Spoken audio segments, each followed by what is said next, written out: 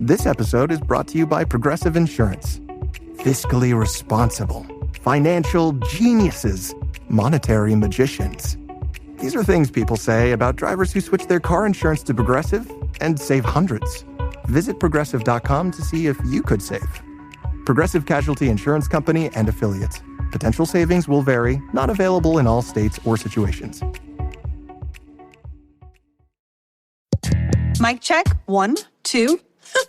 Are we recording? Hi, I'm Michelle Bernstein, an award-winning chef, restaurateur, and mom. I have a lot on my plate, including my psoriatic arthritis symptoms. That's why I was prescribed Cosentyx. It helps me move better. Cosentyx secukinumab is prescribed for people 2 years of age and older with active psoriatic arthritis. Don't use if you're allergic to Cosentyx. Before starting, get checked for tuberculosis. An increased risk of infections and lowered ability to fight them may occur, like tuberculosis or other serious bacterial, fungal, or viral infections. Some were fatal. Tell your doctor if you have an infection or symptoms like fevers, sweats, chills, muscle aches, or cough, had a vaccine or plan to, or if inflammatory bowel disease symptoms develop or worsen. Serious allergic reactions and severe eczema-like skin reactions may occur. Learn more at 1-844-COSENTYX or Cosentyx.com. Ask your rheumatologist about Cosentyx. Ladies and gentlemen, boys and girls, and for those who don't identify as either, you are listening to a regular, non-bonus episode of Ratchet and Respectable.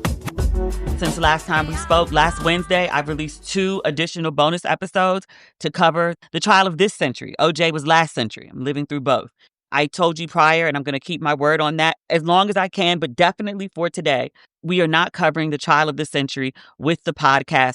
If you need a reprieve from the trial that is overwhelming the news cycle, I grant you that in this episode. We are not discussing that. Not that the news that is also dominating the zeitgeist is much better. Like, it's all trash. Pure hot mess trash of men behaving badly. Some government behaving badly, which I literally think I'm adding just so it's not a whole episode talking about black men ain't shit. And I don't mean black men in general. I mean the black men that are being discussed between Chris Brown, Drake, Tory Lanez, DDG, this man who raped this woman after a car accident. It's really difficult to live as a woman. It's also really difficult to be reporting as a woman right now, especially if you cover entertainment. Just like the day-to-day misogyny bullshit and then just like being deep in the reporting of it. Even if you try to avoid the trial of the century, like it's well, I should say all bad. It's just everything is all bad. Thank you to the people that check in on me and be like, girl, like I know like this is a lot right now, but you're doing a good job. You can't pronounce shit, but otherwise you're doing a good job. I'm like, thank you. Thank you. We do have some good black news today, which I was like, look, thank God. Thank God for Denzel and Spike Lee. And of all people, ASAP. In pop culture and entertainment, is like in the top 5 stories, they are single-handedly redeeming the image of black men right now. It's so trash right now. It's so trash. Spike Lee, Rocky, and Denzel, and Jeffrey Wright. I think he's in the new Spike Lee movie. Spike Lee is almost as obsessed with Jeffrey Wright as he is with Denzel Washington. But they're all overseas. They're at the Cannes Film Festival right now. One of my really, really good friends is over there, but she's not like reporting or anything. She's just, well connected. So she was like, yeah, I'm just going over with some friends. And I was like, look at your life. Look at your life. They're all over there for this new Spike Lee movie that comes out end of summer, I think. Highest to Lowest. The trailer is amazing. Denzel Washington is playing a music mogul, and Rocky is an aspiring rapper. I'm reading this on Variety. It says Highest to Lowest is an English language remake of a 1963 film by a Japanese director. And that version was called High and Low. It says Lee's version is a reimagining set in modern day New York, starring Denzel Washington as a music mogul tied up in a life or death ransom plot. Variety calls him superstar rapper A$AP Rocky, appears as young felon. Y-U-N-G, in case you thought it was spelled correctly. No. An aspiring rapper who will stop at nothing to achieve his dream. It says alongside Washington and Rocky, Highest to Lowest features Jeffrey Wright. Also Ice Spice. Yeah, that one. The redhead with the song about the fart. Ugh. Variety notes this is her film debut. Some other names in here. Michael Potts. And then also Wendell Pierce. I love me some Wendell Pierce. He's a good two-stepper. He would always be at Essence Fest because Essence Fest is in New Orleans, and he's from New Orleans. He could go act in 100 more TV shows and 100 more films, and he will always be Bunk to me. Wendell Pierce, a.k.a. Bunk, is the one who gave me "Stop Giving a Fuck When It's Not Your Turn." It was just a line to him, but it was a life lesson to me, and I thank him for it. I thank the writers of The Wire for many things. That is one of them. And this film comes out, it says it's in theaters August 22nd, and then it will stream on Apple TV starting September 5th. I'm so mad they told us about this film all the way in advance, and we got to wait the whole damn summer to see it. The good thing is they'll be promoting it all summer. I wonder if they're going to do something at ABFF.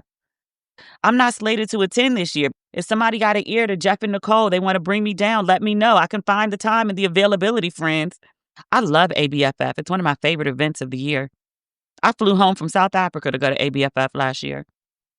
That's not the point. None of this is the point. The point is, Highest to Lowest is the 5th collaboration between Spike Lee and Denzel Washington.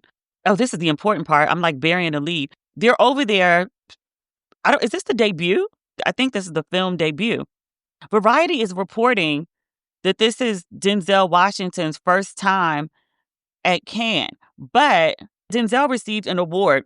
I did go look up how to pronounce it in French. The only thing worse than my bad English is my bad French. I went and watched the video real intensely to see if I could pronounce the name of the award. I got Palme d'Or du Nu as the name of the award. And I practiced for 5 minutes, and then I was looking at another article, and they translated it to the award is called the Golden Palm. We just gonna go with that. That's easy.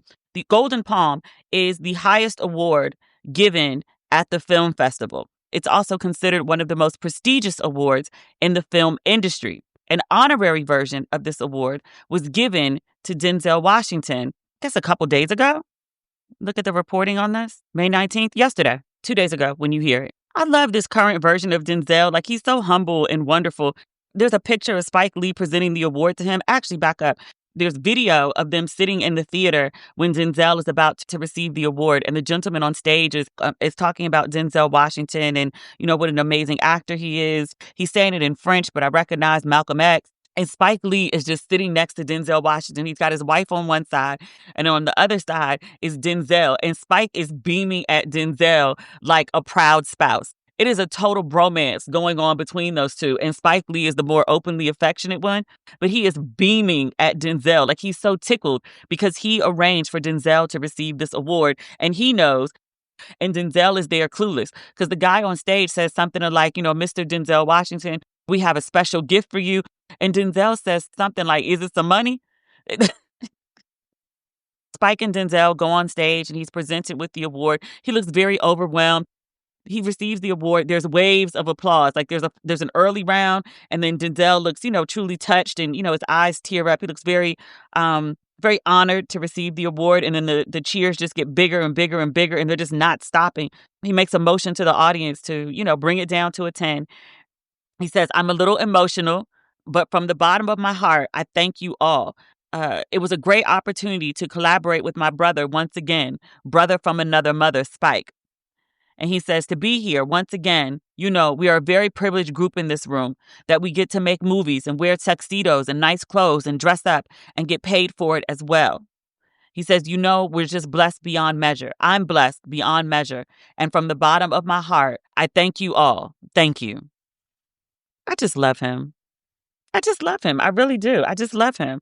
He's been telling a bunch of his business about his growing up and, you know, things he did as a young man and, you know, things he did as an older man that weren't the best. And yes, I love you despite. You have endured despite. And we thank you for it. Your fans thank you for it. I did wonder where Miss Pauletta was and any of the kids. I didn't see any of them in the audience because I said Spike's wife was sitting next to him and then his children were sitting behind him. But I was just like, where's Miss Pauletta? I hope she's working. She's been doing a lot more acting in the last few years. I hope she's on set somewhere and just couldn't get free for this big special moment. I'm going to leave it at that. I ain't going to say no more. The news today is bad enough. I don't need to add no speculation to anything to make it even worse. We got enough drama without creating some. Ooh, also about the film, Denzel flew in just for the night.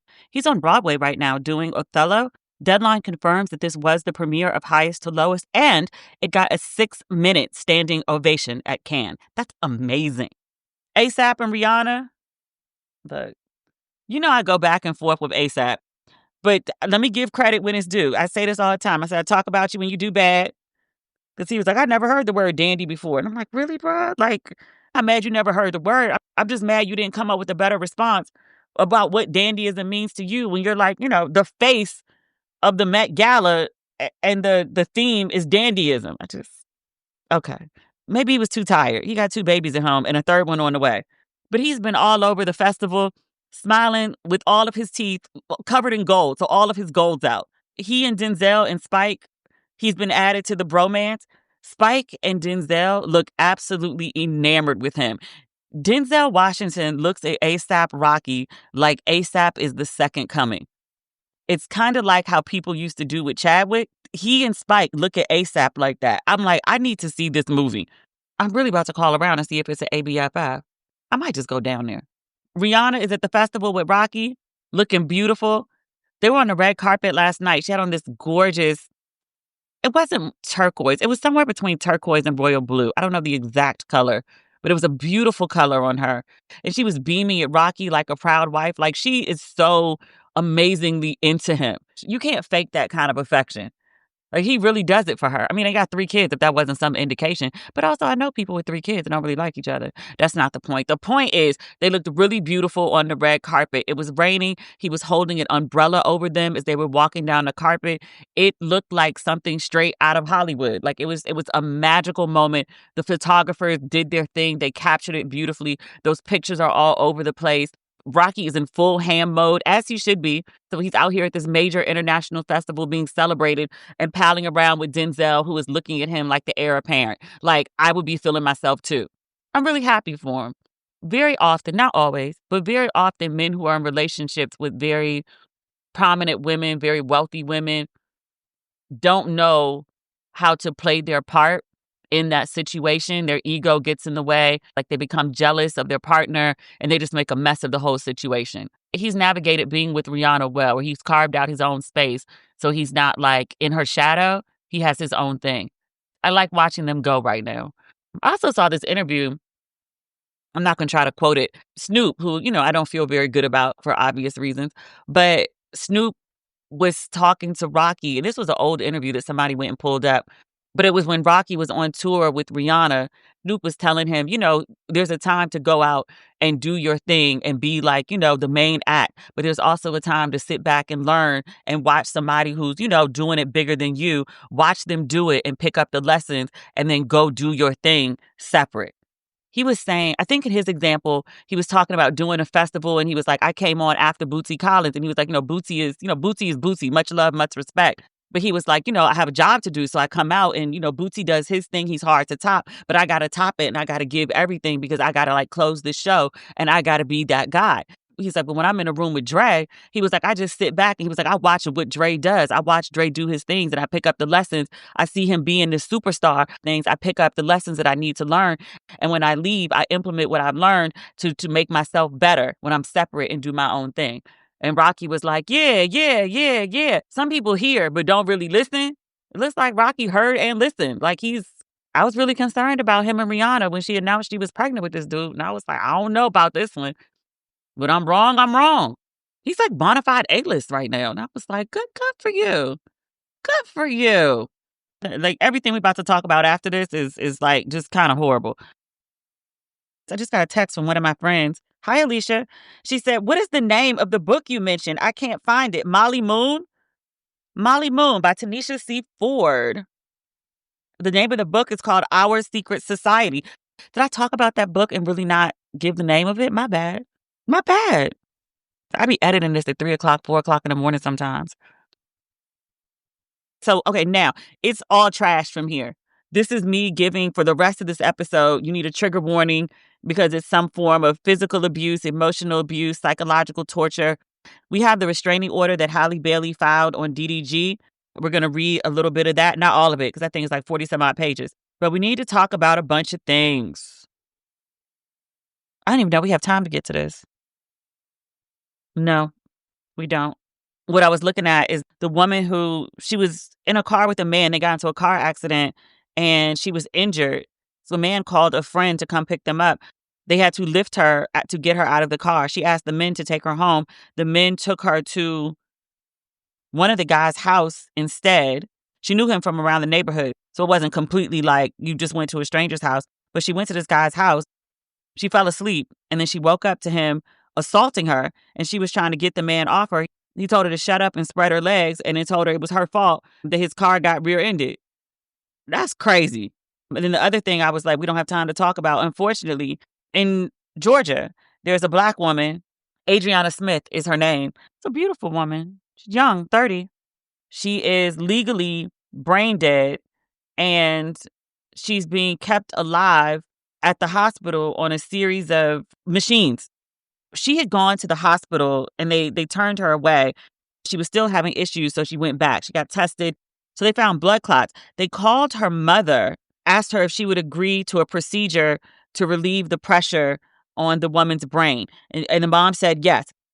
It says doctors attempted surgery to relieve the pressure, but the woman was left brain dead after the operation. That's according to Daily Mail.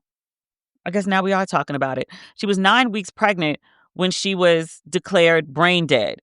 Georgia bans abortion at 6 weeks. So it's been 3 months since all of this happened. So the state of Georgia is keeping her alive so that her fetus can continue to grow inside her. The woman is currently 21 weeks pregnant, and the family has to foot the mounting hospital bills. Everyone's up in arms because they're like, this is literally some Handmaid's Tale shit come to life. That was a storyline with a Black woman, no less, in an early season of Handmaid's Tale. And as many people have pointed out, there's a quote in this article, quote, corpses have more rights than a pregnant person in these states with abortion bans.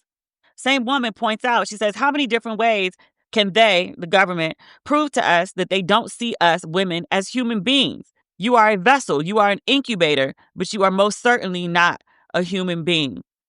And the woman's mother, Adriana Smith's mother, who would be the grandmother to this fetus, if the fetus survives even, because many people have pointed out, like, the woman is brain dead, which means her body is not doing all the things that it needs to do to carry a healthy pregnancy. The fetus can grow, but is the fetus healthy?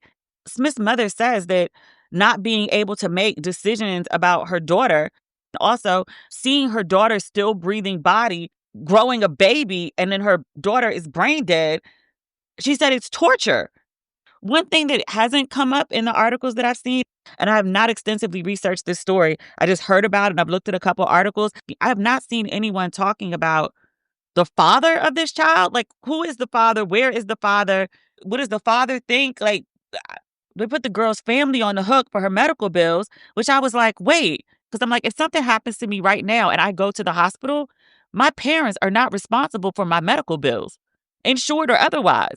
I mean, if they chose to pay them, they would. They're not legally responsible for them. So I'm like, how is this girl's family responsible for her medical bills? That's weird. But also, too, this fetus that is growing, that they're trying to grow until the fetus can survive on its own, so it's actually a baby, wouldn't the father of this baby have some say-so here? Maybe not say-so while the baby is in her, but when the baby comes out of her, wouldn't the expectation be that he care for the baby as the biological father of the child? Who is the biological father of the child? I've heard nothing about this. It's very confusing. We'll keep an eye on this story as we move forward.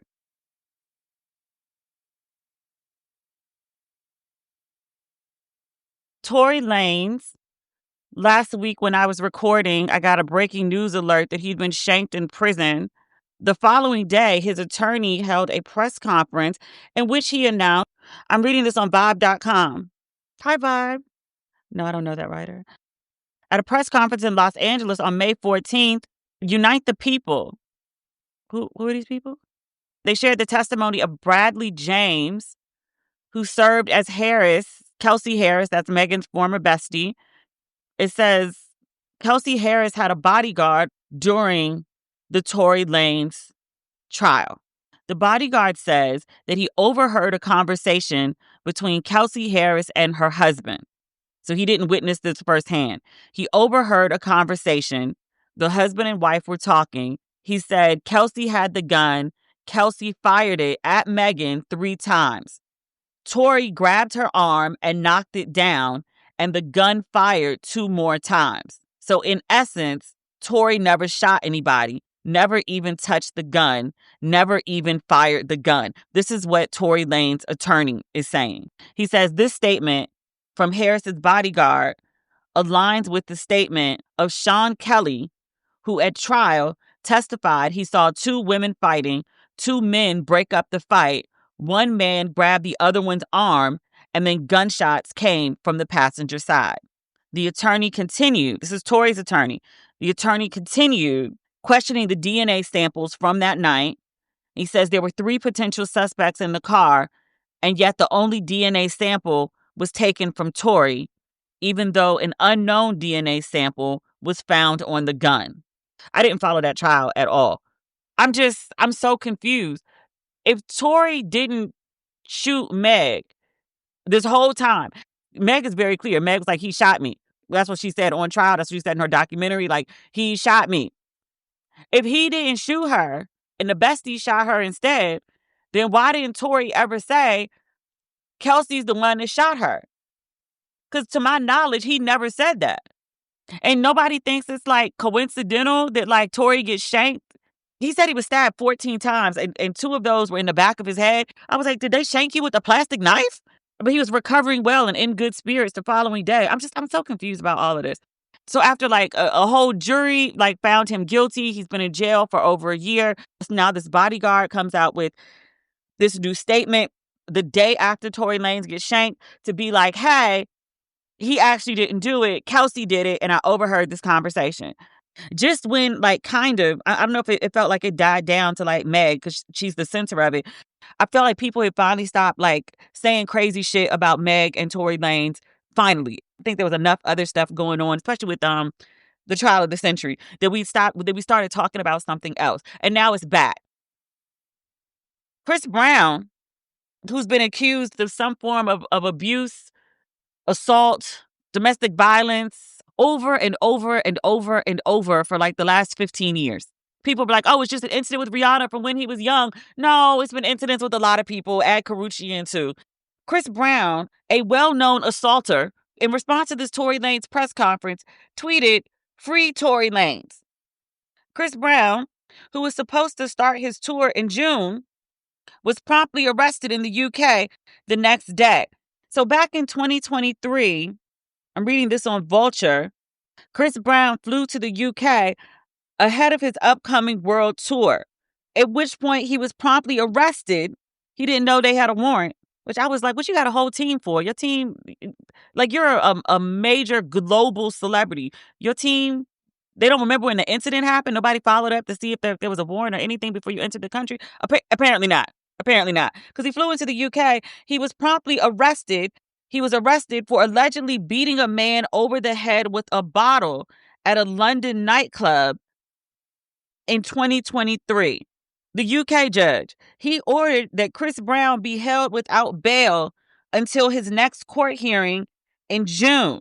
And they were like, but judge, Chris is supposed to be on tour. To which the judge was like, add that to the list of things that are not my problem. He should have handled his shit. He didn't. So his ass gonna be in jail. So Chris Brown's about to sit in jail for about a month.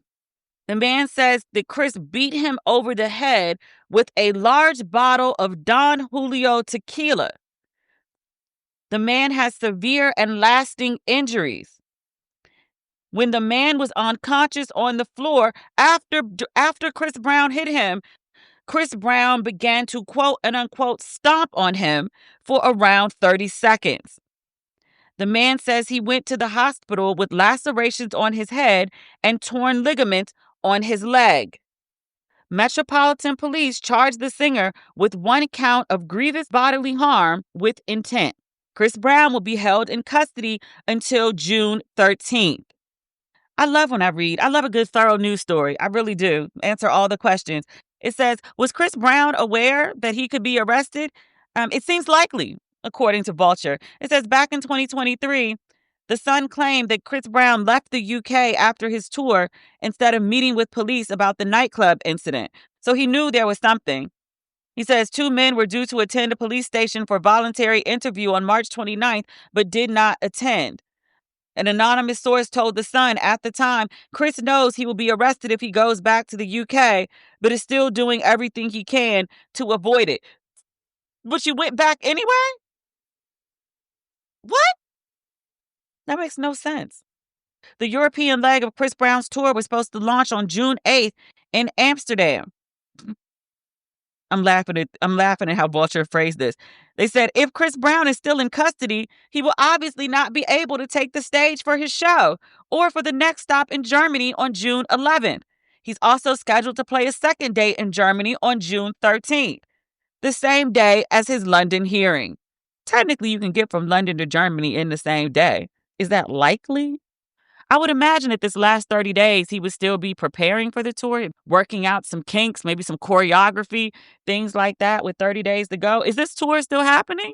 I mean, eventually, but like, is it still happening? Like, is he going to get out on the 15th and then pick up the dates of the tour after that? I would say likely no. What you think?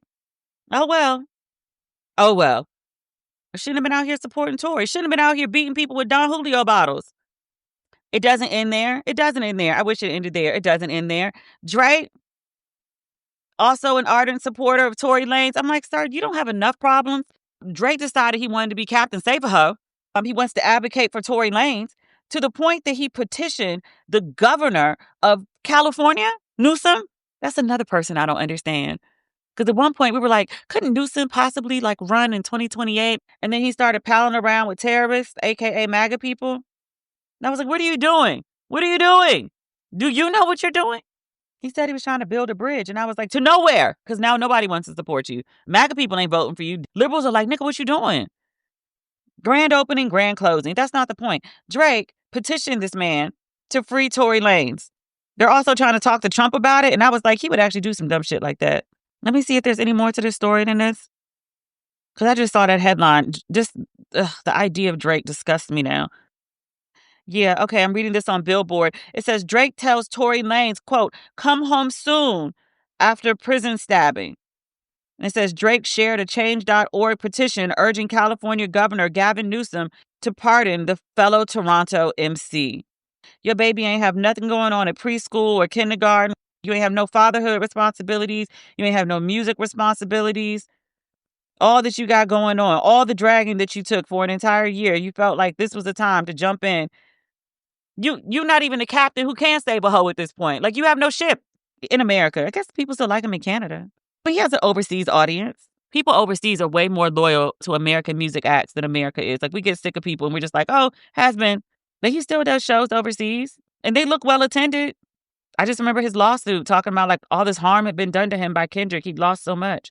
And I was like, you don't want to go focus on getting that back as opposed to, like, jumping in an argument that don't include you? Okay. All right. Okay. Maybe that's how he reps for Canada. I don't know. Maybe this is how he reps for misogyny. Ain't nothing we could lock Drake up for. He ain't got no outstanding warrants anywhere. He's not accused of anything. Sexual assault, sexual abuse.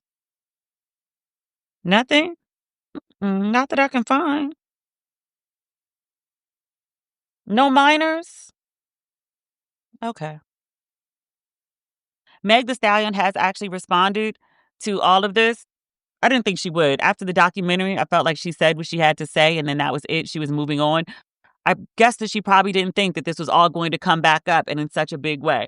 Meg is industry colleagues with all of these people. At least award shows wise, they would all end up in the same room. Chris Brown I've met him before, but like years ago. But like, he is somebody over there. He's a celebrity that I talk about. He's not somebody who's like rooms I'm frequently in, or we have friends in common, or somebody on my label used to be at a previous label and used to like work on his project. It's a much more intimate space. But like, people that you actually know and cross paths with, whose numbers, like your legit private number, may even be in your phone, might be blocked at this point, but like, you have like real access to them, right? It's a phone call or two to actually reach them. And they're talking about freeing somebody who shot you. I feel the implication just as a woman, like, violence happening to me is irrelevant. It doesn't matter. Like, what matters is a man's freedom more than harm that may have come to a woman. I'm getting that secondhand. It's directly at Megan. Meg responds. I'm going to read you the whole thing. It's long, but it's worth the read. She says, quote, at what point are y'all going to stop making me have to relive being shot by Tory? At what point are Tory and y'all fans going to stop lying? Like, how much is the check to keep harassing me? Why is this happening every day? 1 minute y'all said I was never shot. Now y'all letting him play in y'all face again and say I was shot, but it wasn't him. Oh, okay. I'm sick of this shit. Leave me the fuck alone. He ain't dare get on that stand and deny he shot me, and that was his choice because he knows he did that shit. I don't give a fuck about a blog or a bot. Why would me, Meg the Stallion, have to lie on this motherfucker about shooting me? How y'all mad at the person that got shot? Facts are facts. He did it. It was proven in court. Fuck the hate campaign on the internet. Tory, you shot me. Ain't no new fucking evidence. Y'all been saying the same shit for years. Tory, please leave me alone. You a fucking demon. I'm off this silly ass internet shit. Bye. I hope she has a good therapist. Girl ain't got a mama, a daddy, a maternal grandma. She had a cousin that seemed all right. Is it time for the Auntie team to go in? Meg said in the documentary, and I think that's when I was like, well, God used me. If I need to drop my life and go care for this girl, then, if that's your will, let it be done. I think she activated that in a lot of people who watched that documentary. When she was just like, none of this shit would have happened to me if my mama was alive. It's true. I know you got the angels watching over you, but baby girl, you need somebody here in the living room, an Auntie team. Somebody could actually make that a whole business. I'm not even saying like one auntie. I'm just like, like a team of Black women like to come in and like fix up your life. Like, I'm 30. I don't know what to do. Call the Auntie team.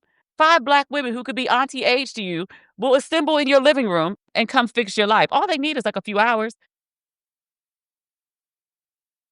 Last but not least, and not even like the worst story we talked about today, Halle Bailey filed a restraining order against DDG. There really is no date on here. There must have been a cover page. It always has a date. Let's say a week ago. Let's go with that. It's a 52-page document. We absolutely are not reading all 52 pages. Let's read the declaration by Halle Bailey. I submit this declaration in support of my request for domestic violence restraining order. It says Daryl Dwayne Granberry Jr., otherwise known as DDG, were involved in a romantic relationship for about 2 years. Our son was born in December 2023. Throughout our relationship and continuing to date, Daryl has been and continues to be physically, verbally, emotionally, and financially abusive towards me. I am seeking orders to protect myself and our son Halo from his ongoing abuse. It says Daryl is a professional YouTube and Twitch blogger and rapper. Whenever he wishes to cause upset, he starts bad-mouthing me to his several millions of fans. He claims I am withholding our son and that I am with other men. Didn't they break up last October? What difference does it make? She says, as a result, I then received threats and hate on social media. He seems to try to set up drama for his fans. He goes live ranting about me and alleges that I am keeping Halo from him. This is false. I have requested a set schedule, which he refuses. I am also a public figure and am subject to public scrutiny and hate. As recently as this morning, here we go, we finally got a date, May 13th, 2025. So literally a week ago today. I'm recording this on Tuesday. It says Daryl was giving an interview in Miami on TikTok talking about our son. He said that he is getting hated on by fans. To be clear, I do not go on social media discussing our relationship or any of our issues related to our son. Only he does that. Fair. I think there was one time Halle did it. She was upset. She didn't know where Halo was, but DDG was live streaming. Halo was there. It was like the millions of people, and Halle had a little flip out. She apologized about it later. We ain't heard nothing before or since then. So fair. I'll give you one. She says, Daryl is the one who creates this frenzy with his and my fan bases, and he is now going online to continue talking about it, furthering the frenzy. This is not child-centered. I have asked him to stop this behavior. He continues. He gets paid for hits, and this creates hits for him. She says, our relationship ended in 2024 because of Daryl's temper and lack of respect toward me. There have been numerous incidents of physical abuse even before Halo was born. He often calls me profanities, including bitch. He often called me evil. Since we've broken up, We have had ongoing issues related to Daryl's last-minute demands to see Halo without any schedule. He will not commit to any regular visits or schedule for visits. He demands Halo when it's convenient for Daryl only. I never know when I will get Halo back or where he will be. Based on my discussions with him and his mother, I am aware that Daryl leaves Halo with his mother most of the visits and his mother cares for Halo. I want Daryl's family to be close with Halo, but I believe Daryl should be present instead of simply leaving Halo with his family for days. On January 18, 2025, Daryl called and said he was coming over to get Halo, who was just 13 months at that time. I let him into my house and asked him politely when he would bring Halo back. I have repeatedly asked Daryl to please set a schedule.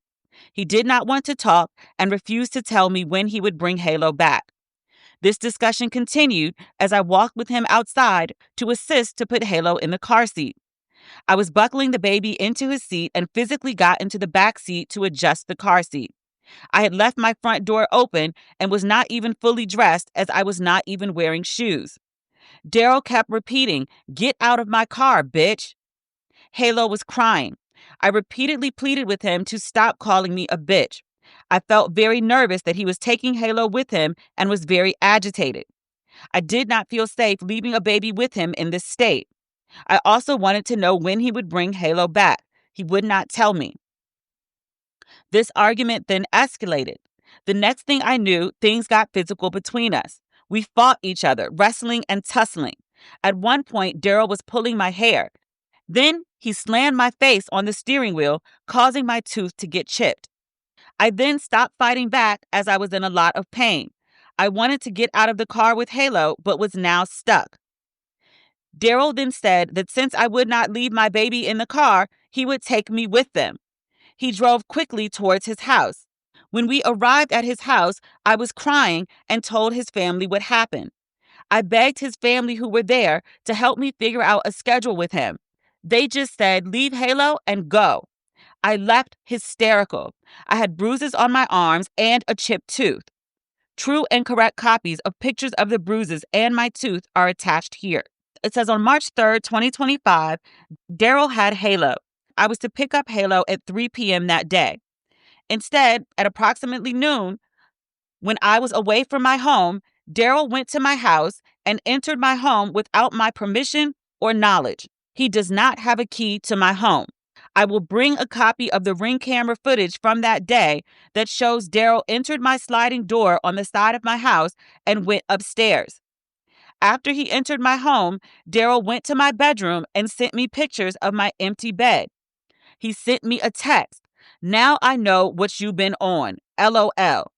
I understood that to be accusing me of having sex with other men. Again, they broke up last October. What's the problem? They both single." Halle included a screenshot of the text that he sent her as well. She said him entering her home, quote, "left me feeling very unsafe and nervous that he would enter my home again when I was there." My girl, you need an alarm system. Like today.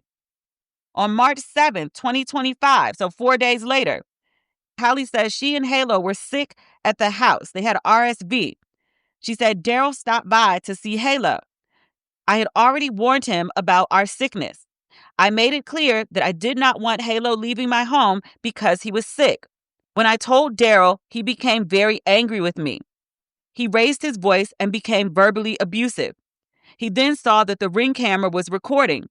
He unplugged the Ring camera, opened the side door, and threw the Ring camera out of my home. I went outside to retrieve the Ring. He locked me out of my house. Lord have mercy. I wish a nigga would. Woo, child, that's a trigger. That was a trigger. Woo! She says, I went around back and came into the house through another entrance. Where the hell does she live? Does she don't lock these doors ever? She said, I plugged the camera back in and called a family member for help. With her on the phone, did she call Chloe? I repeatedly asked Daryl to leave. I told him he was being rude and I was too sick to deal with him. He would not leave. When he realized my family member was on the phone, he became enraged. Around this time, he noticed that the Ring camera was back on, so he smashed the camera. I have this recorded as well and will bring the recording to the hearing. She says Daryl grabbed her phone and hung up on the call with her family member. She says he was distracted and I was able to get Halo from him. Daryl then ran out of the house with my phone. I followed, begging him to give my phone back. He got into his car, closed the door on me while I was holding Halo. He drove off and threw my phone out the window and yelled, quote, "Go get it, bitch." As a result of this incident, I filed a police report. I am attaching as Exhibit 3 a true copy of the police card and incident report case number. I will obtain a copy of that police report for the hearing. This lack of schedule and Daryl's random demands caused me great distress. I am a singer and actress. I am often on set or having to arrange my schedule ahead of time. I must be able to work. I have attempted to work with Daryl to set up a schedule for Halo, but he refuses to talk to me and just goes live to blast me to his fans. I also continue to try to work with his mother to try to arrange time for Daryl to be with Halo. I was filming in New Jersey last month and arranged for his mother to come and take Halo to visit with his father. In coordinating the trip, I learned that Daryl had purchased a one-way ticket for his mother to come to New Jersey and to take Halo to him. He demanded I pay the cost of a return ticket and would not book it. I had a lawyer get involved in order to protect our son and draft an agreement to ensure that our son would be returned to me. I was glad that I could facilitate the visit, but it created a tremendous stress for me and disrupted my work while I was dealing with Daryl's threats. The court should also be aware Daryl often goes weeks without contact, then demands Halo that very day. On May 5th, 2025, the night of the Met Gala, Daryl started up again online. He went live on Twitch, voicing that he was unable to see his son, implying that I was keeping Halo from him. He then created a firestorm of media around freeing Halo from me. She includes various social media messages directed at her. Given the fact that Daryl's mother and I had texted my whereabouts a week prior, and Daryl did not wish to see Halo after his last visit, the timing of his Twitch post was intended to ruin my night, which it did. Every time Daryl does this, I feel scared, anxious, and worry about Halo's safety, as well as my own. I have noticed a pattern of Daryl doing this whenever I have events related to my career. Likewise, the weekend of Mother's Day, I left New Jersey with Halo and went on a short vacation with my sister. Daryl again accused me of being with other men and posting about my relationship with other men. She has copies of the social media posts that DDG sent to her. She responded to him, "Daryl, are you not tired of harassing me? You make up a new lie on me every day. I'm in St. Lucia having fun with my sister, not with any man out here. I wouldn't do that. I have Halo. I told your mom I was going to be with my sister last week. Please let me enjoy my Mother's Day in peace." It should be noted that he has never paid me child support, and I have never sought child support from him. I have asked him, however, to contribute to Halo's expenses. Only on one occasion, has he done so. I am contractually committed to filming a movie out of the country in Italy on June 7th for approximately 8 weeks. I have been and remain the only caretaker of Halo throughout his entire life. I do not believe it's in Halo's best interest to be left with Daryl, or more likely his mother, because Daryl leaves town on a weekly basis most weeks. I am seeking permission to take Halo with me to Italy so I can continue caring for him. I have family and a nanny who will be traveling with me to care for Halo while I am working. I cannot allow this abuse any longer. I cannot keep living like this. I never know when he is going to demand our son be in his mother's care and whether I will be subjected to his threats and abuse. As of this date, I am signing this declaration. Daryl is in Miami online railing against me, alleging he cannot see his son. He is not in Los Angeles. I had planned on Daryl picking up Halo on Monday, yesterday, at my home in Los Angeles. His attorney has not responded to mine to arrange for the visit. This is not child-centered, and Halo is only being used to further his fan base and online presence. Exhibit 1. It's pictures of Halle in a halter top. You can see bruises on her right arm. very clearly. She also has a picture of her chipped tooth. Got the girl out here looking like Nas. Old Nas, not new Nas. She has a screenshot of when she says DDG broke into her house. He texted her. He says, me and Halo was at the front door. She says this happened at noon. She was actually supposed to pick the baby up at 3. He showed up at her house at noon. She says, can you answer? If you're not home, just say that. And then he sent a picture of inside her house. He says, now I know what you've been on. Exhibit 3, like she said, it's the case number where she reported a DV incident on March 7th. Exhibit 4, this is the travel arrangement. She said DDG only sent a one-way ticket. And then last minute, she found out she had to get the mom a ticket to go back. She had the lawyer draft the document. She has a screenshot, the text that she sent to DDG's mom, updating her on the travel plans. Exhibit 6, she has screenshots of people saying free Halo and calling her a bitch and harassing her online. She has a picture DDG posted of him and Halo. And the caption is, one day Halo will understand the damage #she, that would be Halle, has done to his childhood. #free Halo. Exhibit 7. This is DDG sending her links to social media posts accusing her of being on vacation with another man.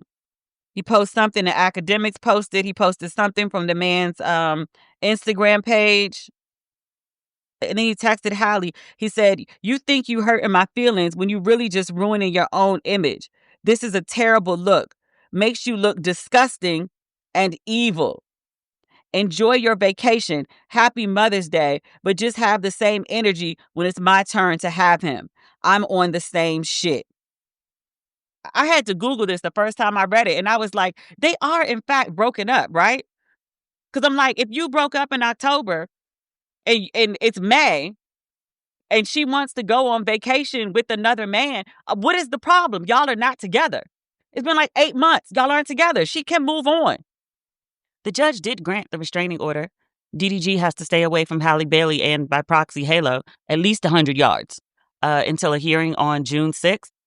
He's also blocked DDG from speaking about Halle or Halo in his live streams or any social media publicly, essentially. And that's indefinite. That's not just till June 6th. This episode is brought to you by Lifelock. Not everyone is careful with your personal information, which might explain why there's a victim of identity theft every 5 seconds in the U.S. Fortunately, there's Lifelock. Lifelock monitors hundreds of millions of data points a second for threats to your identity. If your identity is stolen, a U.S.-based restoration specialist will fix it, guaranteed, or your money back. Save up to 40% your first year by visiting lifelock.com/podcast. Terms apply. I just read to you a bunch of stories that are like, top of the national conversation today. Or at least let me say national. Let me say trending on social media. Another podcast that also covers culture. Joe Budden. Now that Mark Lamont Hill is over there, I feel like we will end up discussing Joe Budden's podcast more often than not. I saw a clip earlier today. One of the guys on the podcast was like flipping on Mark Lamont Hill. He says that Mark Lamont Hill, he was like, he always supports women. And he says black men are under attack. And Mark Lamont Hill doesn't support black men. He's always taking the side of black women. And he's like real fired up about it. Mark asked him, he said, he was like, can you give me like an example of something where you felt like I supported a woman and I was wrong? And the guy didn't have any examples. You just said he always does it. You ain't got example one. You ain't got no examples. He ain't have no examples. Mark kept it cute. He kept it real calm. He said to the man, he said, in the conversation that we're having today, do you feel like I'm doing this? And he said, no. So kind sir, exactly what the fuck are you complaining about? He was like, oh, I just wanted you to talk about it. But that's not what she said. People online are pointing out, and they were like, the man is really just mad that Mark Lamont Hill won't get in the misogyny basket with them. That he actually wants to hear things out, hear both sides. And when a man is wrong, he's one of the few, because it's hard to come by. Very hard to come by. He's one of the few that'll be like, nah, that man was wrong. That man shouldn't have done that. That man shouldn't have said that. That wasn't right. The man just wants Mark Lamont Hill to do that blind loyalty thing that men, not all men, but always men, so often tend to do when a man does some crazy shit. Like, Meg, he shot me. Chris Brown and Drake, free Tory. DDG, they railing heavy against Halle. You put that black man in the system, you restraining order, you filed a police report on him. How could you do that? DDG is a good father. You didn't see the evidence Did she include it? All those details in the same restraining order that I read, they don't exist in your world? But Halle's just making shit up. She's just bitter. You skipped the part where she said, like, oh, he physically abused me our entire relationship. Like, what? We see DDG with his son. He's trying to be a good black father. You trying to hold the black man back, black men under attack. What? This is where I have to mention it, and I'm very, very sorry. I'm not going to go into detail at all. But the same things people accuse, they're like with trial of the century, right? Star witness testifies to some really terrible things that were done to her. And people aren't even denying that the things that she alleges actually happened. People are like, well, okay, all this happened, but you stayed for 11 years. Why didn't you leave? Why didn't you go to the police? Halle left and went to the police. It's still a problem. Y'all still won't stop. It's like when it comes to an interaction with a man, there is no right way for a woman to behave. Every single thing she does is wrong and the man is being persecuted. Wait, what time is it? Do we have time to talk about RG3? Robert Griffin III? Is that what they call him? I don't follow sports like that. Played football, has a Heisman Trophy, sports commentator, married to a white lady. It looks like he's married to a white lady. But I looked it up and he actually is married to a white lady. Cute girl. He said something about Angel Reese. She got fouled by Caitlin Clark. It was a really ugly foul. Caitlin received a tech from it. Angel went to take her free throws. Okay. And it really could have just been that. I'm only following this story because Angel Reese was involved. RG3, Robert Griffin III. He said something about like how you could tell that Angel Reese really hates Caitlin Clark. And so he says this, and now there's all these stereotypes of like Angel Reese being like this angry black woman. And I'm like, again, I don't watch sports. This clip is everywhere. Caitlin Clark fouled the fuck out of Angel Reese. How are people mad at Angel? It's just so hard being a black woman sometimes. Like Angel Reese has gone out of her way. I'm going to go back to the angry thing in a second. And the hate thing in a second. Angel Reese has gone out of her way to position herself as literally like a princess Barbie doll. Like a super girly girls girl in like the best way girls girl, because that's under attack too. Apparently like it's bad for a woman to be a girl's girl. And I was like, wait, you're mad at women for like protecting and honoring and being in solidarity with women? Men have a bro code that's like really some shit and is really actually very treacherous towards women. But like you're mad that you have a bro code and you're mad that women have an alliance. Some women, not all, have an alliance in the same way. You expected women, I mean, a lot of them do, in fairness, but you expected women to identify more with men and protect men who are very vocal about not protecting us unless, you know, you dress a certain way, look a certain way, act a certain way. Like there's all these very like Handmaid's Tale-esque parameters in order to like, quote unquote, earn men's protection, even as a society, not just individual men. But what? But Angel Reese has gone out of her way to like position herself as this sweet, bubbly, cute, pink, almost like this model-esque chick who also happens to be in the WNBA.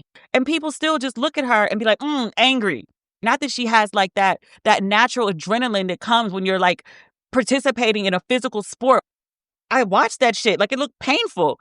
So not that she's having a natural reaction that no man would be criticized or it wouldn't be a second thought if a man had done it. Like it's like you're expecting her to behave in this very pink way, which she usually does like 90% of the time, unless she's actually doing her job, which is playing the sport, which is physical, right? She has the most normal reaction for an athlete getting fouled. And then it can't just be like, oh, she was angry, she got fouled. It has to be like she actually hates Caitlin Clark, which I would completely understand if Angel Reese hated Caitlin Clark. Like, I don't know what their personal situation is with the way they've been pitted against each other in the media. I would not be surprised if Angel Reese had some sort of animosity about like the existence of Caitlin Clark, because as hard as she's tried to be like this pink girly girl, people keep trying to like force her into like being this villain. And she's like, that's not the role I want. That's not who I am. So that's one. But then the other part, what if she did actually hate Caitlin Clark? Why is that a problem? Sometimes mofos don't like each other, and that's just that. Why does she have to like Caitlin Clark? Like, why is that required of her? Maybe she doesn't. Maybe every time she sees Caitlin Clark, she wants to punch her in the face. As long as she doesn't actually do it, what's the problem? Men hate people all the time. Our current president hates everyone and gets online and rages about it 24/7. Angel Reese doesn't even do that. He's the leader of the free world, and so it's deemed acceptable for him to do. People complain about it, but like he did it the first time around, then people reelected him. So for a lot of people, it's not really a big deal. Why can't Angel Reese hate Caitlin Clark? Like, why is this an issue? Can women not hate other women? Can athletes not hate other athletes? Can people not hate other people? Why is it really an issue if Angel Reese hates Caitlin Clark? Because she's a white girl? You can't hate her? Like, how did this even become a whole fucking issue? Some random dude who really don't know what's going on in Angel Reese's head just said some shit, and now it's become like this thing that people are debating. And I'm like, he made this an issue. Angel Reese ain't make it an issue. But yeah, she's the one that's like got to bear the brunt of it.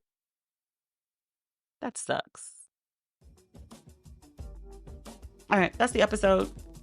We'll be back probably before next week because I'm not talking about it. You want to talk about it? There'll be a bonus episode about it. It'll definitely be before next week. I'm really doing 3 episodes a week. I went from 2 to 1 so I could focus on other shit, and now I'm doing like 3. The math ain't mathing. The numbers are up though. All right, I'm out. Bye.